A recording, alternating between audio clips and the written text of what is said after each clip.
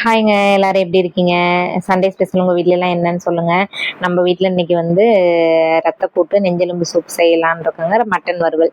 சரி, நெஞ்செலும்பு சூப் எப்படி செய்யலான்னு பார்க்கலாமா? நான் மைக்ல சார்ஜ் இல்லாம நான் பாட்டு பேசிட்டு இருந்திருக்கேங்க. அது எதுவுமே ரெக்கார்ட் ஆகலைங்க. சரி வாங்க, நெஞ்செலும்பு சூப் நான் எப்படி செய்கிறேன்னு பார்க்கலாமா? வாங்க போகலாம்.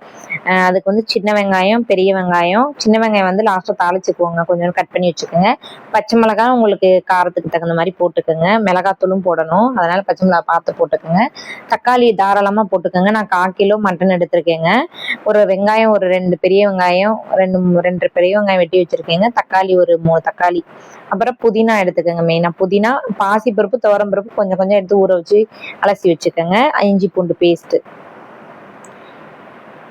எல்லாமே எடுத்து நம்ம குக்கரில் ஒன்றாவே போட்டு எல்லாமே வேக வச்சுருவாங்க. சாம்பாருக்கு இப்படியே வேக வைப்போம், அதே டைப்லேயே வேக வச்சுக்கலாங்க.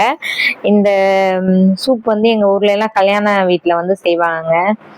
சூப்பராக இருக்குங்க. நீங்கள் ட்ரை பண்ணி பார்த்துட்டு எப்படி இருக்குன்னு சொல்லுங்கள். நம்ம தக்காளி, வெங்காயம், பச்சை மிளகாய், புதினா, கருவேப்பிலை எல்லாமே போட்டோங்க. அதுலேயே மட்டனையும் அதிலே போட்டுறணுங்க. போட்டுட்டு நம்ம வேணுங்கிற அளவு தண்ணி, மூழ்கிற அளவு தண்ணி ஊற்றிக்கோங்க. மட்டன் வேகிற அளவு. பருப்பு போட்டிருக்கனால தண்ணி கம்மியாக வச்சிங்கன்னா அடி பிடிச்சிரும். அதனால் கொஞ்சம் நிறையா மூழ்கிற அளவு தண்ணி ஊற்றிக்கோங்க.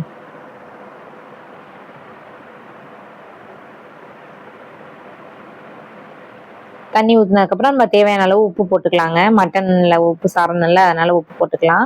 மஞ்சத்தூள், உப்பு போட்டு நம்ம குக்கரை மூடி வச்சு ஒரு மட்டன் வேக நீங்கள்லாம் எத்தனை விசில் வைப்பீங்களோ அந்த அளவு வேகிற அளவு வச்சுக்கோங்க. நான் ஒரு 8, 9 விசில் விட்டுக்குவேங்க.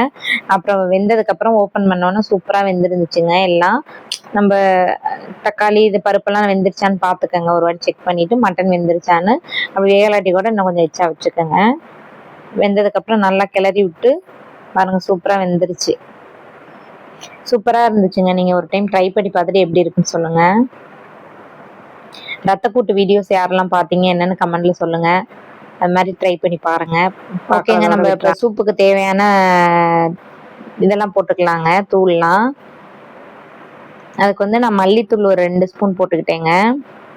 நீங்கள் கொஞ்சம் அதிகமாக வச்சிங்கன்னா ஒரு 3 ஸ்பூன் கூட போட்டுக்கோங்க. சின்ன ஸ்பூனில் நான் ஒரு 2 ஸ்பூன் போட்டுக்கிட்டேங்க.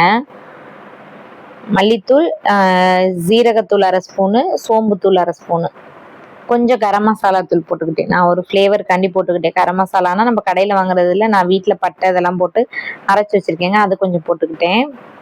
இதெல்லாம் போட்டு நல்லா கொதிக்க விட்டுருக்கேங்க. அந்த தூளோட பச்சை வாசம் போட்டு தக்காளி கூட போட்டுக்கோங்க மெயினாக. அப்போ தான் அந்த புளிப்பு டேஸ்ட் இருந்தால் சாப்பாட்டுக்கு சூப்பராக இருக்கும்.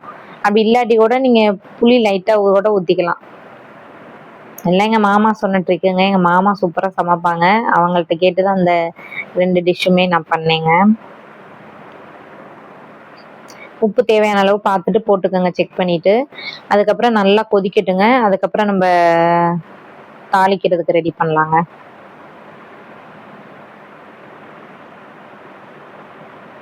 தாளிக்கிறதுக்கு நம்ம எண்ணெய் ஊற்றிக்கலாங்க.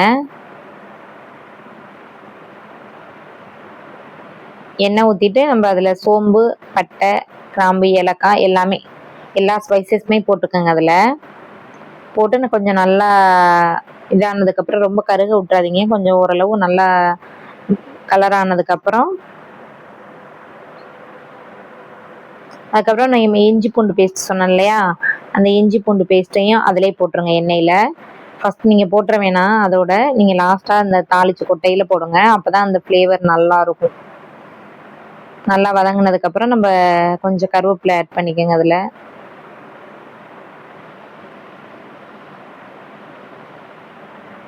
அதுக்கப்புறம் நம்ம இஞ்சி பூண்டு பேஸ்ட்டு, மிளகாத்தூள், மெயினாக மிளகாத்தூளும் இதிலே போட்டுக்கலாங்க. மிளகாத்தூள் போட்டு கொஞ்சம் சின்ன வெங்காயம் கட் பண்ணி வச்சுருந்தோம் இல்லையா ஃபஸ்ட்டு, அந்த சின்ன வெங்காயத்தையும் இதோட ஆட் பண்ணிக்கலாங்க. சின்ன வெங்காயம், பட்டை, கிராம்பு, சோம்பு எல்லாமே போட்டுட்டு கொஞ்சம் புதினா, கருவேப்பிலை, இஞ்சி பூண்டு பேஸ்ட்டு நம்ம இப்போ தான் போடுறோம். போட்டு நல்லா வதக்குனதுக்கப்புறம் நல்லா அந்த இஞ்சி பூண்டு பேஸ்ட் அந்த பச்சை வாசம் போகிற அளவு கொஞ்சம் குறைச்சி வச்சு நல்லா இது பண்ணிக்கோங்க. நல்லா வதங்கினதுக்கப்புறம் நம்ம தேவையான அளவு மிளகாத்தூள், அதில் பச்சை மிளகாய் போட்டிருக்கோம் ஆல்ரெடி, இதில் தேவையான அளவு மிளகாத்தூள் போட்டு நம்ம நல்லா வதக்கி விட்டுட்டு சூப்பில் ஊற்றிக்கலாங்க.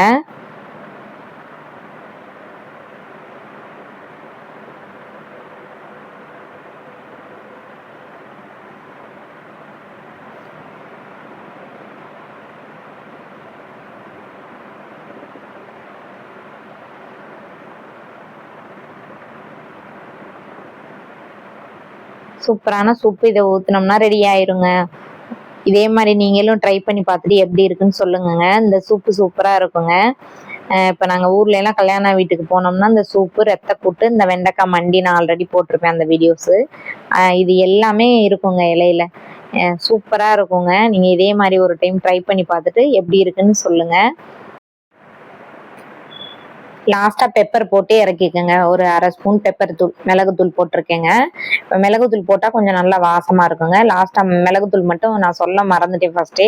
நீங்கள் மிளகுத்தூள் மட்டும் போட்டுக்கோங்க. லாஸ்ட்டாக போடுங்க, அப்போ தான் அந்த ஃப்ளேவர் நல்லாயிருக்கும். ஓகேங்க, நம்ம சேனல் பிடிச்சிருந்தா நம்ம சேனலை மறக்காமல் சப்ஸ்கிரைப் பண்ணுங்கள். ஓகேங்க, பாய்.